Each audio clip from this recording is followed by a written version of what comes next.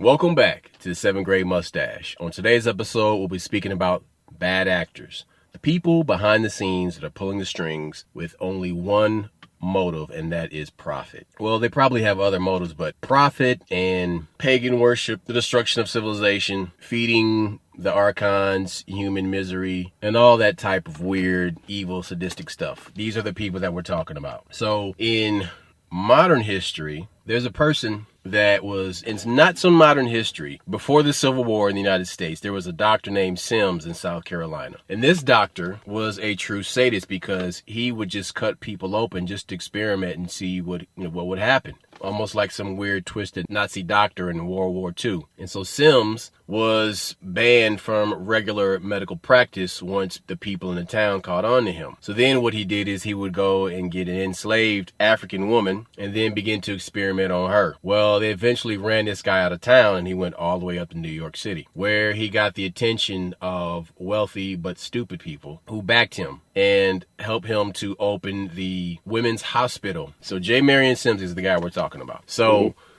he went to New York and he started Women's Hospital. Now, there was a woman named Melissa Phelps Dodge. She gave him the money to start the Women's Hospital. So then there was a man that married into her family, and his name was Douglas. Well, this guy was the copper king in Arizona. He had all these copper mines, and he had found a substance called radium, an element called radium, while he was mining in Arizona. And he gave some of this to this Dr. Sims, who then used that to attempt to treat cancer. And that's how the women's hospital became a cancer hospital. And so the money not only came from Douglas and Phelps, but it also came from the Rockefellers. But see, the Rockefellers are the people that created the medical industry that we have in the United States, this allopathic medical system. And what that is a continuation of a medical system that was created in Germany in the late 1700s of cutting and drugging people. Yeah, don't forget, Henry Ford has fingers on it too. Yes, but the Rockefeller family made a bunch of money from oil and the railroad system and all types of industries, right? So they would take this money and they would create schools, and they owned the textbook companies so they could determine what would go into those books. So they're essentially just creating their own version of history and teaching this to kids in this new public school system that they created in the 1900s. Now, this public school system was modeled off of the factory system that was created in England in the 1800s during the Industrial Revolution.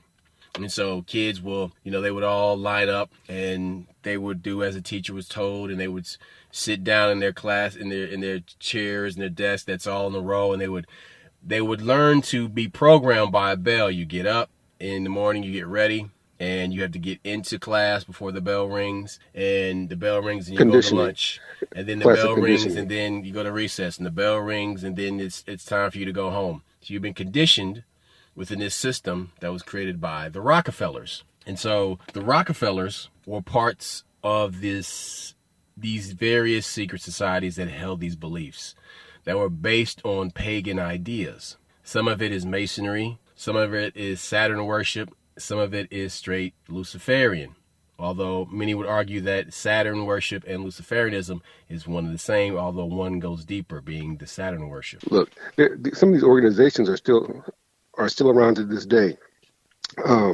Whenever you look at these medical places, they receive all kinds of money from the Rockefellers.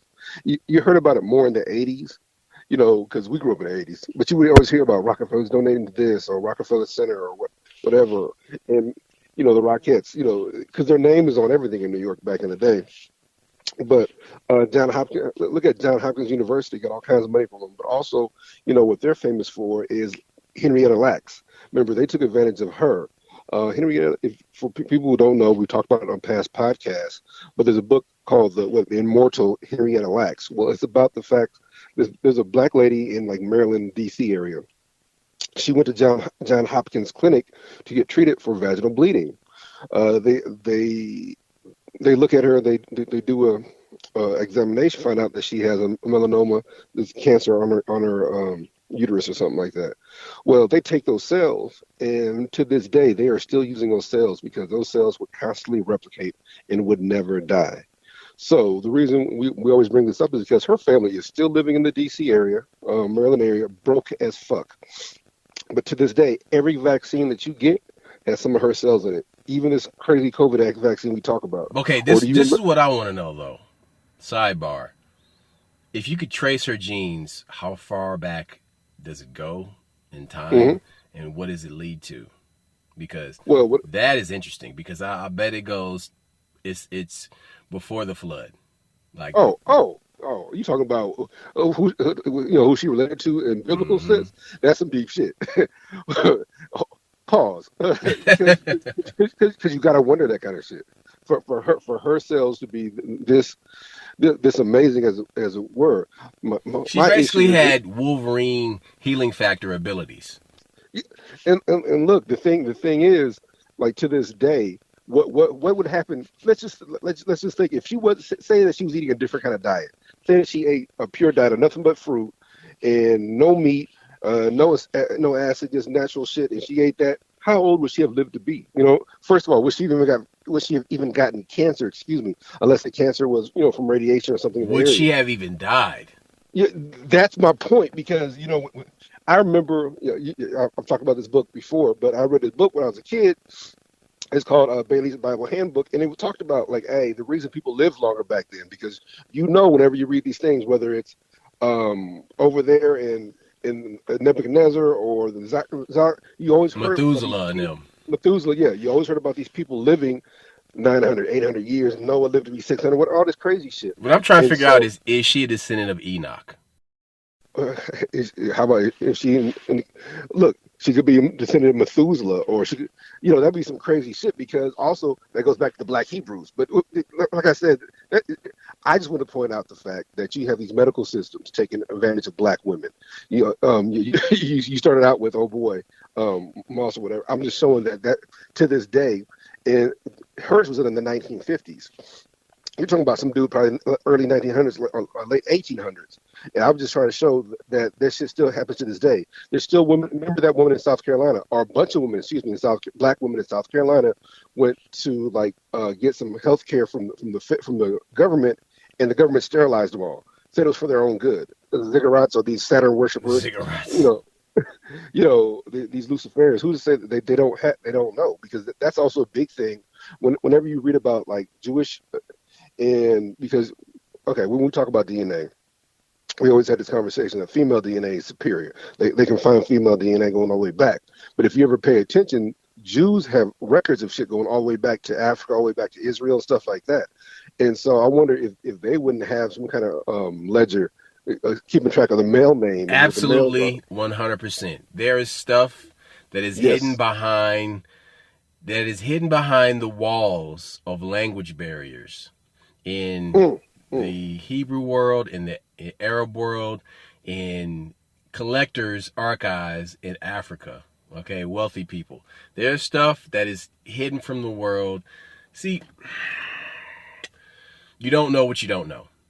And You can't even ask a question if you don't know what and if the, you. the problem is that all this is being based off of this Rockefeller style education system and how this type of science that's spawned from this is one that's built to create a monarchy, a hierarchy. A working class, a ruling class, a middle class. It does this shit on purpose, and you very rarely do you see people breaking into it. Even when you look at some of these nouveau rich people, like Zuckerberg, you find out Zuckerberg is related to these other motherfuckers. You find out it's old money, even though this is all new money and all Facebook and metaverse and all this other shit. But you find out this cat is And related to then, somebody but important. then the crazy part is that when you see the people that get that new money, they have been let in the door because they're related to somebody Yes, that it's was about that DNA. was Yeah. put on, or these people who have no connection, they're willing to do the darkest shit to be part of the club. And so then they start their own lineage off of their darkness. Look, and then they intermarry. You know, that's something that your dad used to always talk about. Man, I remember your dad like, man, they'll marry their cousins just to keep the money in the family. I'm like, that's crazy, D. Now, D was never crazy. Um, it, it, Look, this wasn't where we supposed to be going with this. God damn it, D. But God, dog. Look, Roscoe, let me explain something to you. One of the things I want to talk about, which I figured you was going to bring up, would be that Franklin Credit Union scandal. And the reason we bring it up so much on the podcast is being from Omaha, Nebraska, and being the fact that if you Google the shit, you find interviews from 1988. But You find okay, but hold on. I got to stop you because there's a bunch of bad actors in that situation. oh yeah, yeah, oh, no, I was trying to show, yeah, But yeah, if I you dig it. if you go into the history of Larry King, it goes back to Vietnam See, I didn't know because that. he was involved with military intelligence in Vietnam, and he did some work for the intelligence agency in Vietnam. And so See, that's how he developed the see, ties to all these rich connections. people. Also, the ability to go and not get caught. What's the word I'm No, looking for? listen.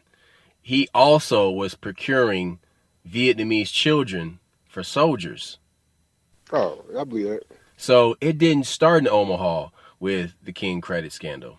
No, But no, no. during his military service is when he started to see that, oh, I can really get on doing this shit.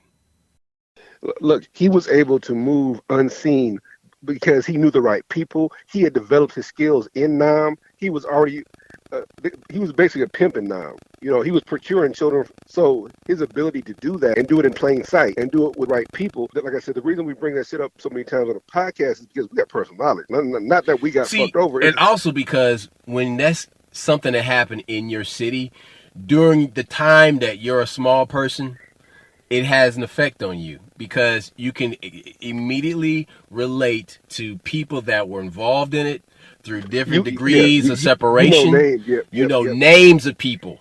You went to school with people that was in that. You Yeah. know people that came from Boys Town. Here's the issue. Later on in life, so much of that shit that people pedophilia, molestation, whatever you want to call it, it affects you later on in life.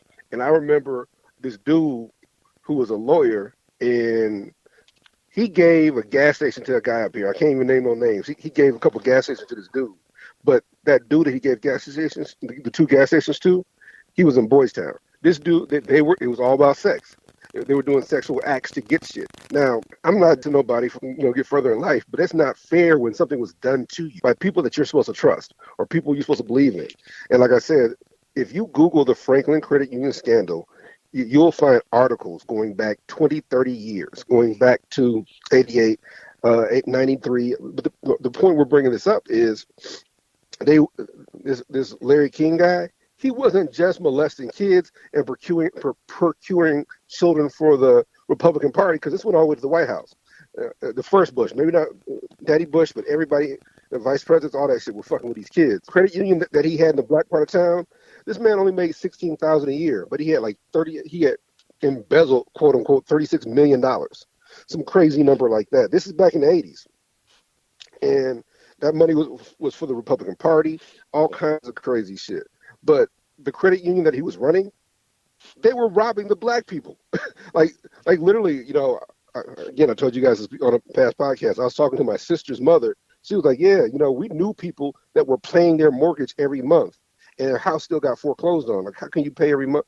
It's because the bank, banks loan, get money from other banks. So basically, that they would sell the mortgage to another bank, and then they would pay the mortgage. You pay this bank, they pay the next bank. Well, these people were paying, never missed a payment, still got their houses foreclosed on because Larry King was keeping the money. I mean, just when you talk about bad actors, we're talking about reprehensible. Going from church to church, snatching up people. You hear stories about like whole families, whole Jehovah Witnesses churches were fucking with this dude, and little boys got touched, uncles got touched, all this shit. So we're just saying touch because we don't. But even now, when you Google Black Larry, there's a podcast we listened to a while back called The Tinfoil Hat, and they interviewed this mafia dude, and he talked about Black Larry, and come to find out, Black Larry is Larry King. So this dude was taking kids all over the country for for molestation, for sex acts, boys and girls. It didn't matter. And also the other thing that, working where I work, we talked about this before. There's two major people that got arrested for this. One was a newscaster by the name of Peter Citron, and the other was a guy named Richard Andreessen. I work with Richard Andreessen, a disgusting individual, belonged to NAMBLA. We talk about this shit. So the reason, again, we're talking about this is because these are people we saw. These are people you ran into. Dennis Hasbert. Dennis Hasbert was a congressman.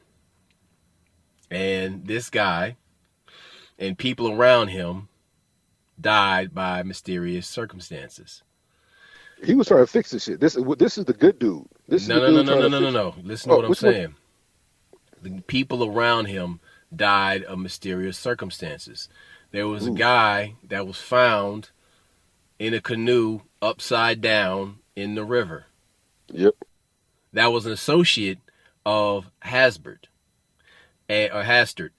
Dennis Hastert had an associate that was helping him with this. And to send him a message, they killed this guy on his own property, on this house that had a dock it was next to the river. And so this guy will go out and row his boat every morning. And one morning, this guy don't make it. He does not come back from his rowing trip. And people are like, oh, it's a heart attack. That's the easiest cop-out ever. It's a heart attack. Because it gets swept under the rug and nobody questions it.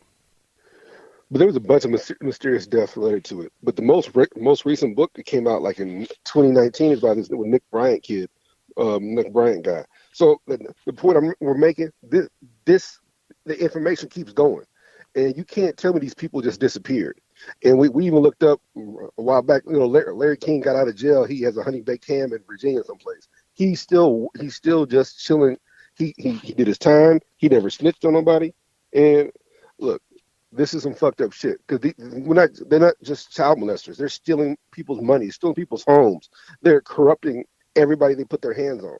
This is the shit we're talking about when we're talking about bad actors. And when we tell you it went all the way to the White House and the Republican Party, it did. Now, same talk we had before. Don't fall for the shit saying like, oh, the Republican Party is bad and Democrats are good. Because we all know about Pizzagate. And again, damn near went all the way to the White House with Barack. Pizzagate, Hillary Clinton, Weiner, and all these people. That were connected to Jeffrey Epstein. And see, Jeffrey Epstein was the pimp, and Ghislaine Maxwell was the money and the intel. See, they said she was a smart one. They said he was the pawn. That's what I'm telling you. He was the pimp for all the girls, and Ghislaine Maxwell was the invisible hand controlling everything with the intelligence. But her father was killed mysteriously in some type of foul play.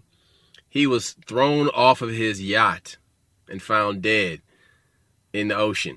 But let's not just glance over that. Her sister, Ghislaine Maxwell's sister, is married to the son of a man named Molina.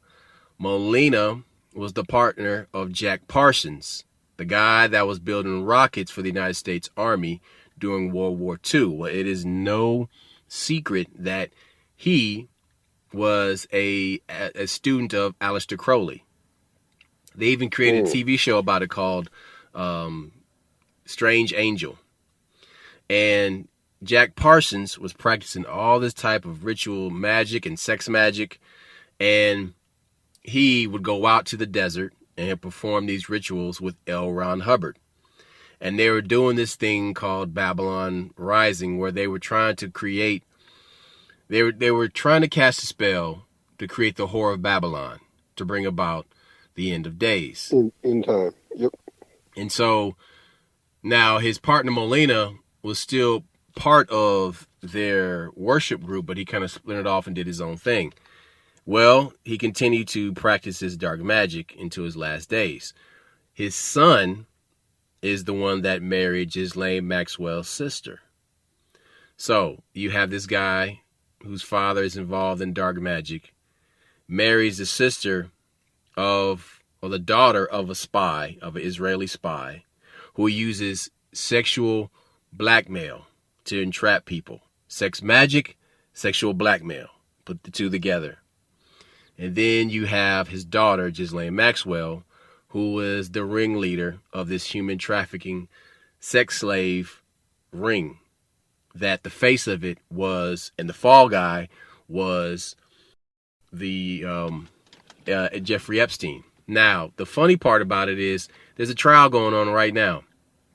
And this is the crazy part. When Jeffrey Epstein, his compound was invaded by the FBI, was raided by the FBI, they are now saying that on the court documents, on the search warrant, the contents of his safe were not part of the search warrant. Now, wait a minute, back up. Anytime anybody gets raided by the FBI, they're taking everything in the safe, outside the safe, everything.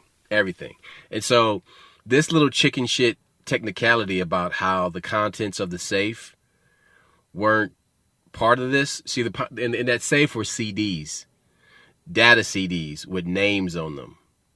And so when they found the names that were on those CDs, it's strange, but this was in the news about 3 days ago, right before Christmas, that those CDs went missing.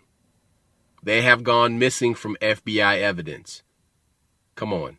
This is an agency that is known for foul play. This is an agency that was known to eavesdrop and use counterintelligence on American citizens. I'm talking about COINTELPRO and J. Edgar Hoover and all the weird shit he was into and all the despicable stuff that he would commit in the name of patriotism on American citizens, and how we actually have a Patriot Act today still and was voted on to be reinstated by people that we elect in the government. Right? Put all the pieces of the puzzle together. Okay? And reality that we live in is way more corrupt than most people realize. People get caught up in the ideals of what America is, and they think it's just that. It's this idyllic city on a mountaintop, on a hill. Come on, man. Wake up. There's a lot of foul shit going on, because when you look into the history of the civil rights movement, there is a lot of fuckery afoot. There was, because there was a time where Dr. King was feuding with other civil rights leaders because they would bail him out of jail and he didn't have the money to pay them back. Pay back the NAACP. They were also paying for his legal fees. That's right.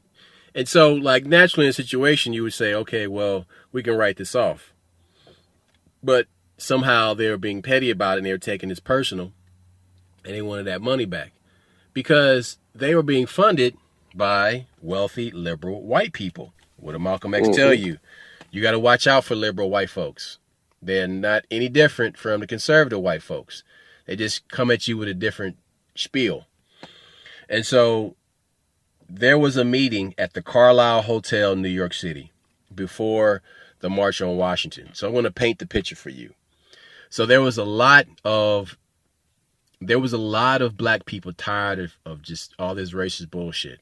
There were people, there were black folks in Alabama that was cracking white people upside their head when they would come at them with that whole shit. Stabbing them, fighting them, punching them, throwing bricks at them, fighting back. Right? It was not nonviolent at all. Okay? These people are fed up. And there were threats that many of these black folks from around the country were going to march on Washington and go and they were going to shut down Congress. They were going to lay down on the runways to stop airplanes from taking off. There was I didn't know he was going to do this on this podcast. Listen. Go ahead. No, I'm not talking shit. Put your hip waders on, bro. We're going deep. Yeah. So these black folks, they're not the we shall overcome black folks. Oh, no. But how did it get like that? Preach, brother. So preach. The crazy part about it is JFK was going to create the Civil Rights Bill. And when white people found out about this, they told him, hey, we're not going to honor this bill. We will not support this. And black people found out about that, and they just fucking started acting up appropriately. So But see, that's the whole deal. The March on Washington was a grassroots movement. This was not set up by King and Abernathy and the motherfucking and the The Blue Lady March on Niggas. Washington, the original March on Washington, Initially the was grassroots one before it became AstroTurf, was 100% revolutionary. It was a revolution. And it was approaching a fever pitch until the Kennedys got involved. And that's how we come back to the Carlisle Hotel. That hotel is owned by the Kennedys. The Kennedys had a friend and a guy named Stephen Currier. He was a millionaire. And, of course, the president couldn't step to these people and say, look, man, we need y'all niggas to calm down. He had a middleman do it for him. And so what that middleman did is that he founded the United Civil Rights Leadership Organization. how much money did they get from these Hold on. white folks? Let me tighten it up. It's the Council for United Civil Rights Leadership. And it was designed as a fundraising group by Whitney Young as the chairman. Mm-hmm. And the co-chairman was Stephen Currier, this white millionaire. Okay? Yep. Now, Currier offered the Big Six. Now, the Big Six were Martin Luther King, James Farmer, John Lewis, A. Philip Randolph, Roy Wilkins, and Whitney Young. This white millionaire offered them $800,000 to march on Washington. Hold on. He said he offered them $800,000 because he knew that they were fighting amongst each other. And so with COINTELPRO, J. Edgar Hoover took this back and, he relayed this to the president. And so COINTELPRO got this information that from they've been eavesdropping and wiretapping all these black people, these black civil rights leaders. And so we got King. Yep. Yep. And it gets back to the president. And the president's like, well, we can take advantage of the situation. He's like, and Roy Wilkins, one of his go-to guy for like Negro stuff, said, well, I didn't start it and I can't stop it. And basically the president told him, listen, I'll get you involved and that way we'll be involved.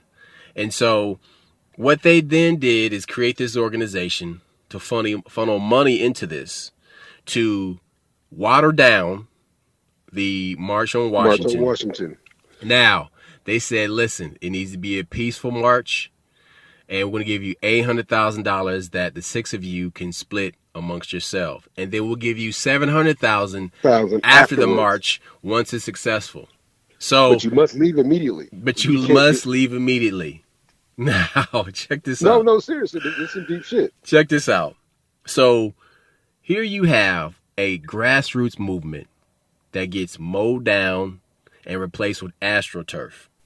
Well, hold on, Roscoe. The most important part about hold on, because then what they did is they got white people involved, and they got a rabbi, and they got it sounds like a bad joke. A priest, a rabbi, a priest, and an old white minister.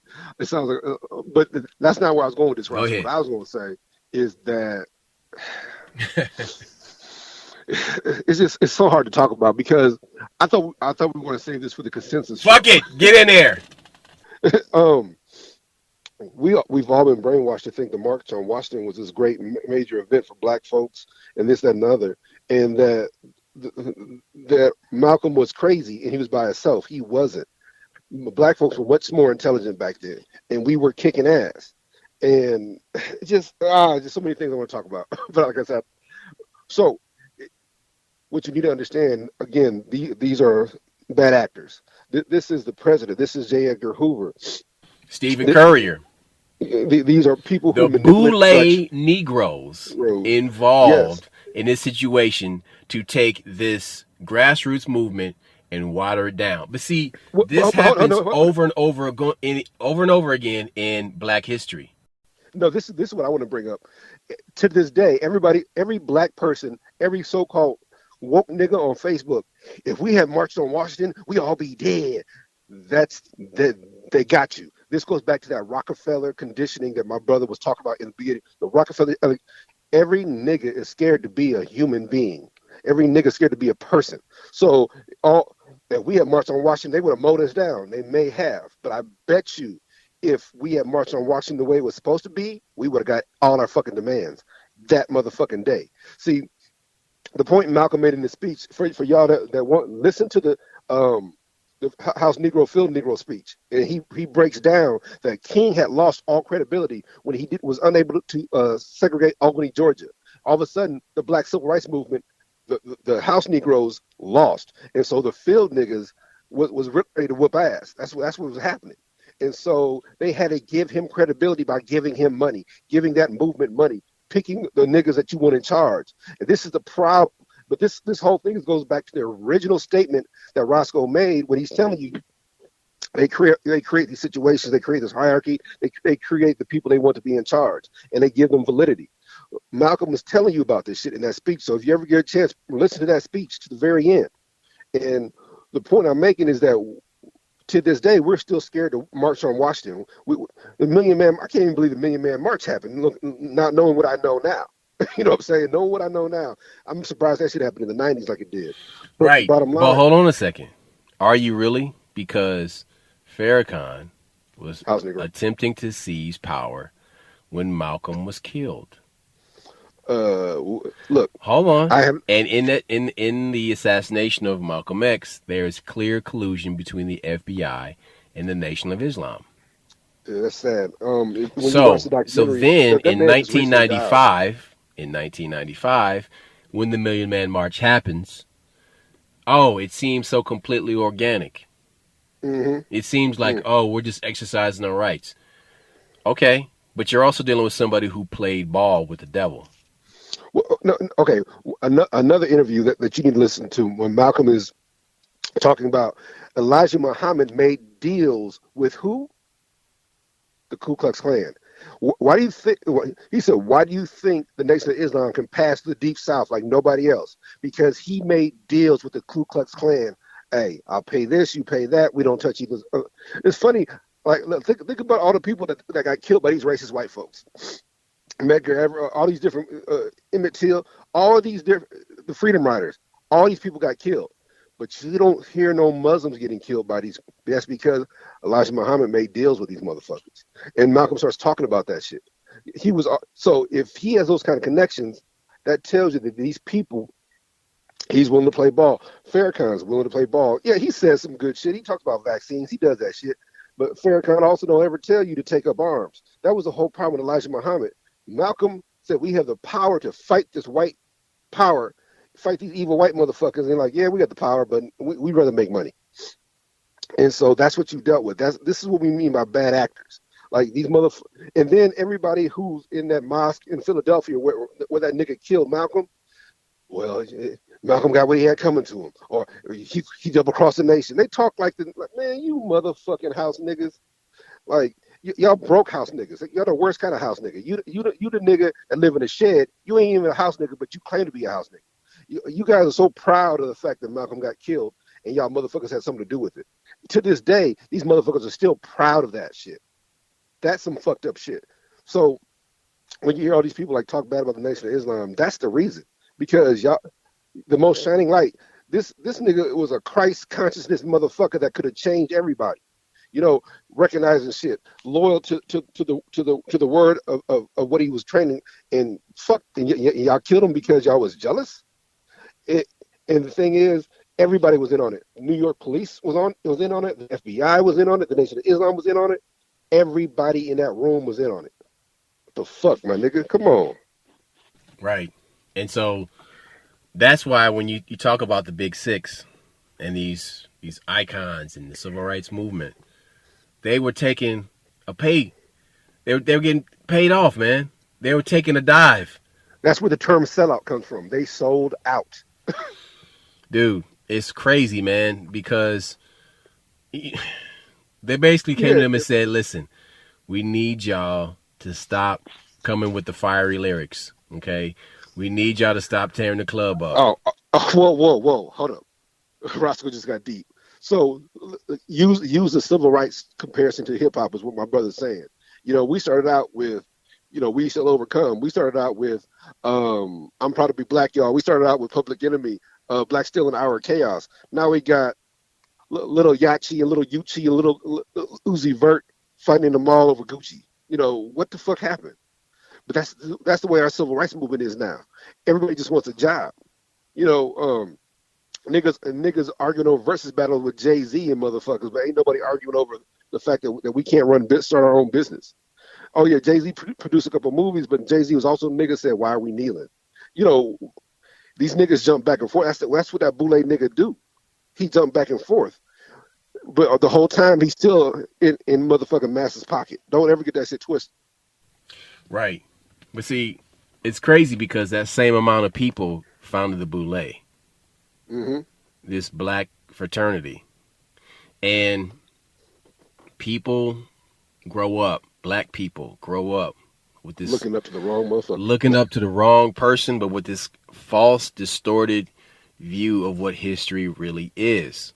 But when you control what goes into the textbooks, and then even deeper than that, when you control what is considered icon or canon amongst black folks, then you control everything. You are controlling perception. You're controlling the narrative. This is heavy. Reality. This is serious fourth dimensional Star Trek chess. The reason I thought we would say this for a different podcast is because the fact of the matter is that we celebrate this shit. And I'm not a sellout nigga, and I'm celebrating this shit like March on Washington was great. King. I remember I was in a barbershop one time, and it was this old nigga from Alabama. You know what he said? He said, "Man, King used that speech 3 or 4 times. Like, we heard that speech over and over. That's why a lot of folks down south didn't get hyped on that speech. Like they had heard that speech. Like that nigga pulled that shit out of his bag before. So when Malcolm tells you that literally everything they knew exactly what everybody was going to say and everybody was going to do was done on purpose. And Malcolm said they wouldn't let Baldwin speak because they didn't know what the hell Baldwin was going to say. Dude, about 7 years ago, Singular Wireless used Dr. King's "I Have a Dream" speech to sell phones. And there was this big uproar about why would his children allow that to happen, blah, blah, blah, blah, all this and that and shit.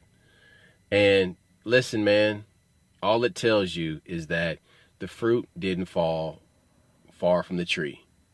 And so, but the fact is that that's only a continuation of a payout that he was willing to accept to compromise 20, 30, 40, 50 years before. But it's, when you hear about this shit, it's just like, wow, dude, this is mind blowing. Like, how is this possible that these guys that you thought were just infallible, pillars of the black struggle. Yeah. Pillars. But hold on. But don't get me wrong though. Look, I'm not saying that. Okay. Everything he did was. He was a flawed man. He was a flawed man, and he did make a difference. But what I am saying is that the history that we understand to be is not what really happened, and not how it went down. But we're told this shit to keep us in line. Look, but see, hold on. What happened is we wound up getting a curated version of the civil rights movement that was brought to you by the Central Intelligence Agency, by the FBI, by the Office of the President, by secret societies, and people who want to control reality. People, okay, we talk about the CIA now, but people don't understand how powerful the FBI was back then. And they had infiltrated every organization. Every organization was infiltrated by the FBI. Hoover, not only did he have listening devices, but he had assets. He had people in these organizations. Look. We don't want to linger on this one, but for the record, we were told, and we've been brainwashed to think the March on Washington was just this, this pillar moment, a stellar moment when we all came together and we got some shit done. Nah, if it had went down the way it was supposed to went down, that would have changed the complexion of this country forever. And another thing that we talk about on the podcast is that the black middle class funded the civil rights movement. Because when King was going to California, he was getting funding. Even though he had lost a lot of shit or whatever, he was getting funding. So it was necessary after the civil rights movement for them to open up the borders. That's when you start having Mexicans and Canadians and people from the Middle East come over here and people from Asia. The reason that was so important is because they start taking the jobs the black folks were doing, and that's how we got in this funk that we're in now, to where there were jobs and there were segments of society that we were exclusively doing work, and then all of a sudden you let everybody else in. Now they're doing that work, and we're trying to go up the social ladder, but ain't enough jobs up that social ladder.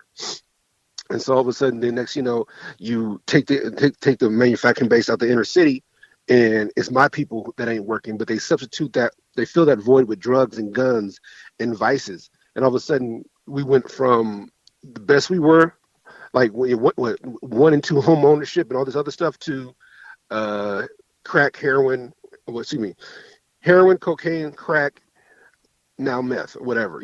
So that was by design.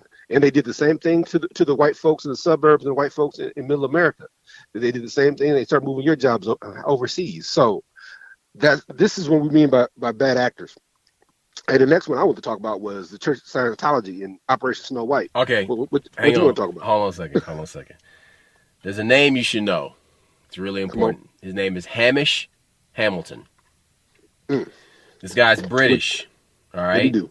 And, for the longest time, you've been seeing all these demonic pagan images in the Super Bowl, in these award shows, in these concerts, in music videos. Well, a lot of that has been inspired by this guy named Hamish Hamilton. And this guy, since 2010, every year, he directs the Super Bowl halftime show. Now, people talk about all this stuff with Lady Gaga and Justin Timberlake, like pulling off the titty, the titty tassel on Janet Jackson. And, and then, even a couple years ago, last year, you had your boy, The Weeknd. This guy worshipped the dark arts. And his entire album that year and entire Super Bowl show is about dying, going down into the underworld, and coming back up.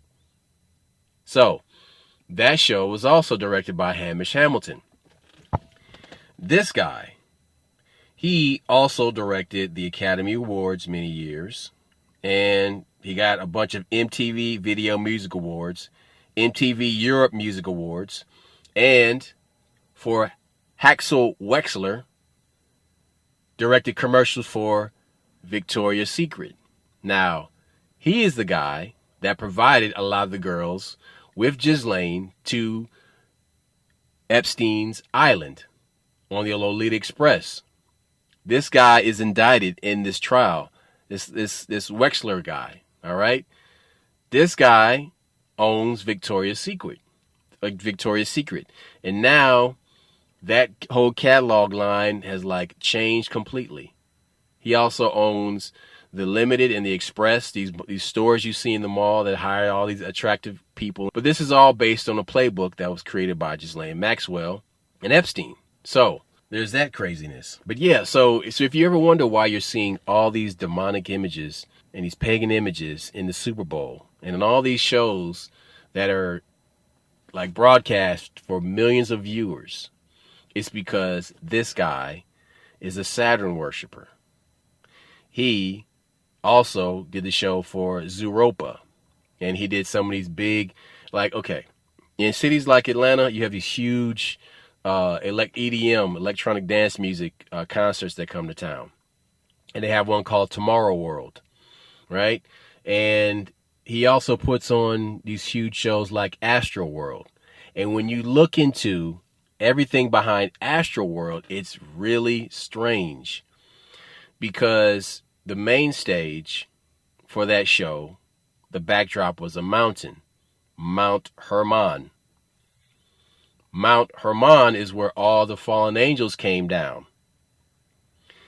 Travis Scott played a giant of himself in this video game. All right? His real name is not Travis Scott. Now, the name Travis is a derivative of the French verb of traverser, which means to cross, crossing over. This guy's always talking about the afterlife and the other world and the great beyond and all these strange supernatural things. So you won't see straight up pagan imagery in his music. Well, you won't see devil worshiping imagery in his videos, but this guy's always on stage throwing up the devil horns. He has all this stuff that's related to the fallen ones in his music videos and in his concerts. But yet people don't catch this stuff. They don't catch any of this stuff. And it's really strange. Now, you would wonder, like, well, why are we seeing all this? It's because there's a big push to bring about the return of Saturn. So with the dawning of the age of Aquarius, you have the return of Saturn worship, and Saturn worship in relation to Kronos. Kronos ate his children to save his own life, to extend his lifespan. What does that sound like? Adrenochrome. Dude, there's way more darkness all up in your grill and you don't even realize it.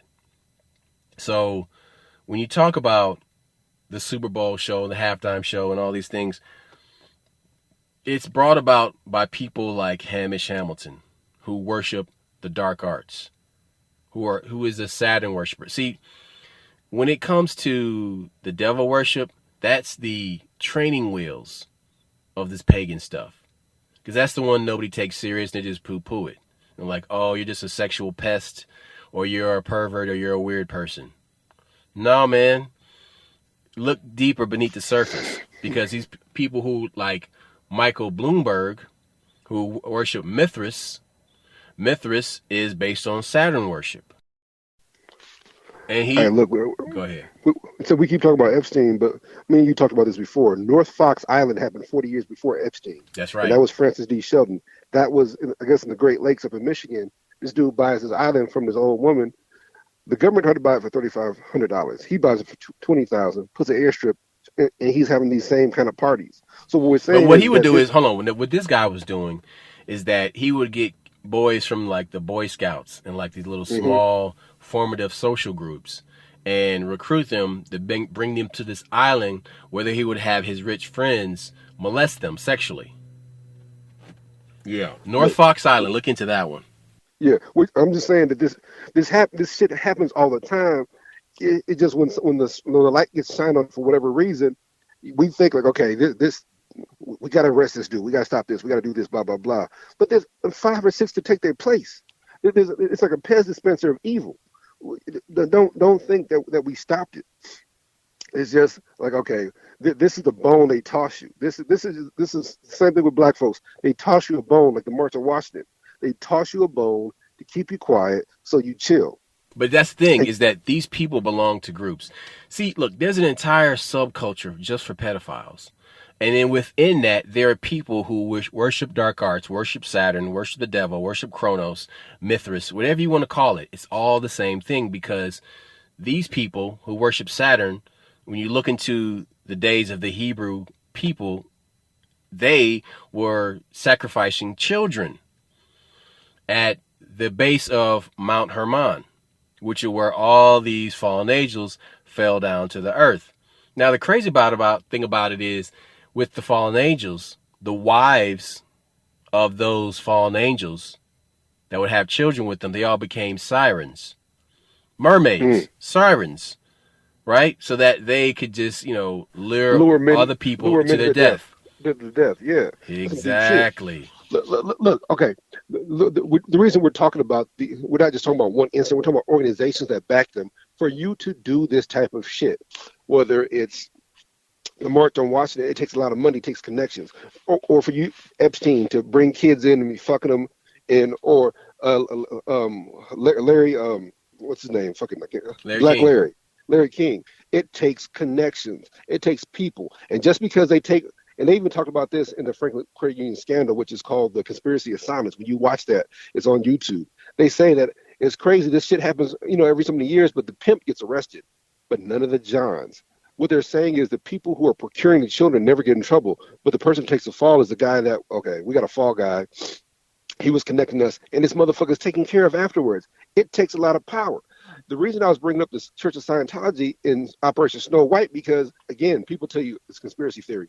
Look it up. In 1977, the fucking FBI investigated the Church of Scientology because, tax fraud and all this other shit, and they find out that the Church of Scientology had infiltrated the entire government to cover up their fucking things that they were doing that were illegal.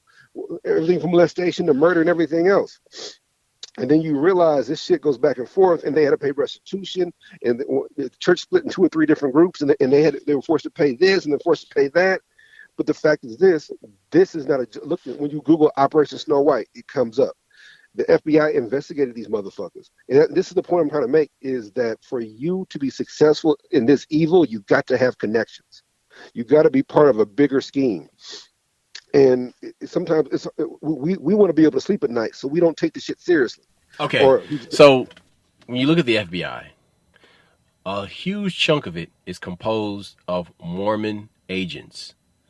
The reason why J. Edgar would go out and get these Mormon agents, because they had already belonged to a cult.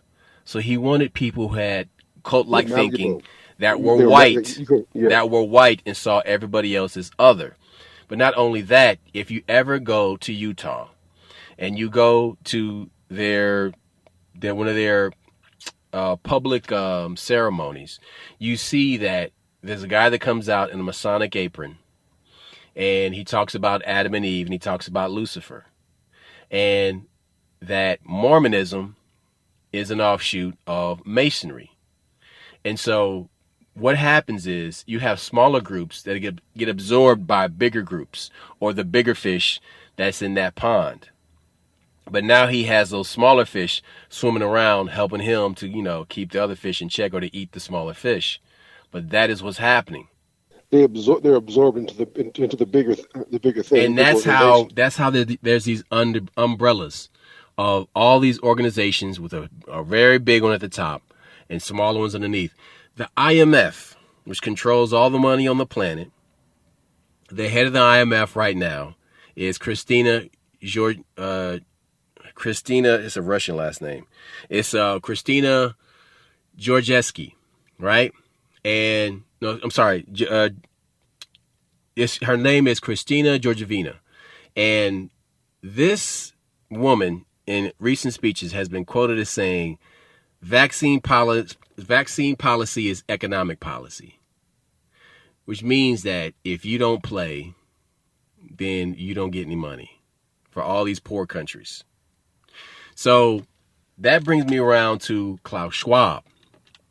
Klaus Schwab is the head of the he's head of the World Economic Forum. And this woman who's the head of the IMF is on the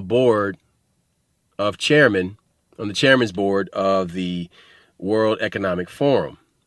Now, this World Economic Forum is an NGO. It's an NGO. It's a non-governmental organization. Now, that concept was created by the Rockefellers to hide themselves from the taxes and prevent themselves from having to pay taxes. But yet, here it is, these NGOs are creating policies for the rest of the world to live by. Klaus Schwab grew up in Nazi Germany as a little boy, and he was a Hitler youth. It just hasn't been exposed yet. All you have to do is put the pieces of the puzzle together. And this guy has the most elitist, technocratic outlook there is. Now, he gave this speech. It was a video that came out, and he was wearing this weird ass Battlestar Galactica, Gozer the Worshipper, Devil Worshipper outfit with some strange medallion and this 10-pointed star on his lapel. It was really strange the way he was dressed, but he looked like a bad guy from G.I. Joe.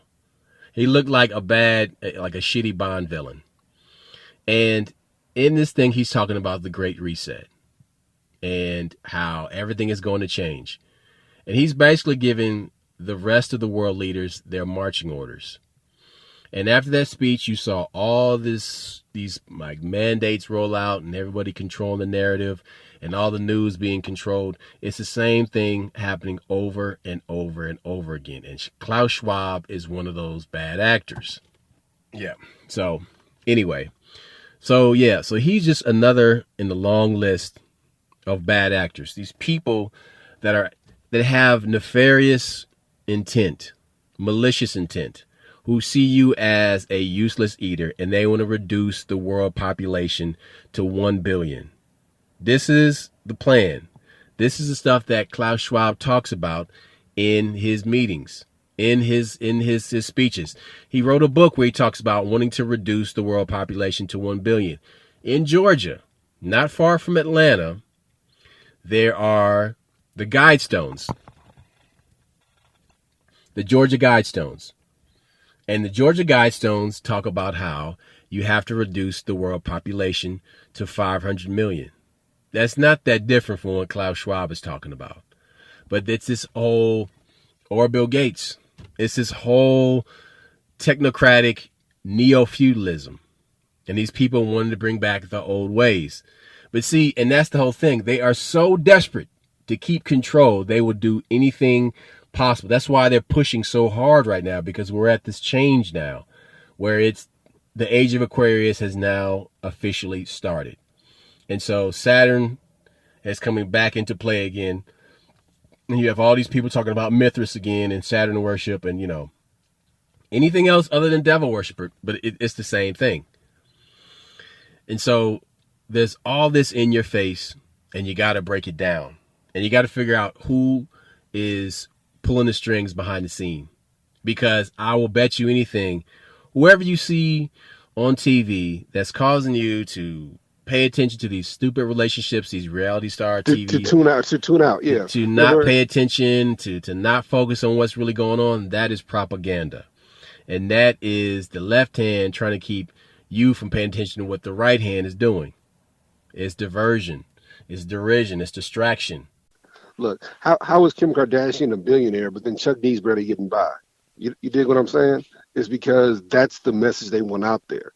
Even when it comes to hip hop and gangster rap, which I enjoyed, but we all know that was part of the prison industrial complex to keep us in prison. That's what's fucked up about it. So what we're trying to say is, man, open your eyes. Don't be woke. Fuck woke. Open your fucking eyes, think clearly, recognize that there's a hustle, and that the only way the hustle stops is if you stop participating. And that means don't go to jail. That means don't fall for fucking sellout motherfucking don't march. Leaders. Don't fucking march. Stop with the fucking marching. As you can see, that's been co-opted. That's not the way to do it. But guerrilla warfare is the way you win. Look at Vietnam. Look. Here's what people. First things first. I did some research. We did not lose Vietnam. We just wanted to get out the motherfucker. It was stupid. We were winning. We was like, you know what? We don't need this shit. And so, but that's how history can be changed, because we're being told and fed one thing through multiple media sources, and you're like, okay, it was done to make money for the military-industrial complex. That's it. And what happens is we were in a situation where we were winning the conflict. We just wanted to get the fuck out. It's like a bad relationship. Like, man, shit, we live together, but fuck, I want to break up with this bitch. And so, but the point I'm making is that they change history all the fucking time. You know what I'm saying? All the fucking time they change history. All the fucking time they warp history. And I'm sitting here believing stuff. And I hate using the word believing, but now I know. I'm about knowing. It takes you to talk to real people, look at real interviews, and read real articles, what happened back then. But the thing is, these organizations are so powerful that they can make the dumb motherfucker a saint and make a fucking saint a criminal. And that's the shit that we got to be aware of. Malcolm talked about the media has you cheering for the wrong person. And that's what's happening right now. We just want you guys to wake up. We just want you guys to recognize bullshit when you smell it. You know what I'm saying? That's all. Listen, there are people out there who want you to remain distracted and agitated and arguing with your neighbor or the people around you over the most asinine, minute type of things. Okay? when you find yourself getting angry about these small things, take a deep breath, still your mind, and relax. And ask yourself what really matters right now. What am I getting upset about? Is there somebody else who wants me to be fighting these people and keeping my attention and my focus off of them? Because those bad actors are hella busy nowadays, because they're making sure that their plans they put into motion will be a success. But we are the monkey wrench that just keeps jumping into that machine. All right? Don't rage on behalf of the machine. Rage against the machine. That's all I got. We out. Peace. Holla back.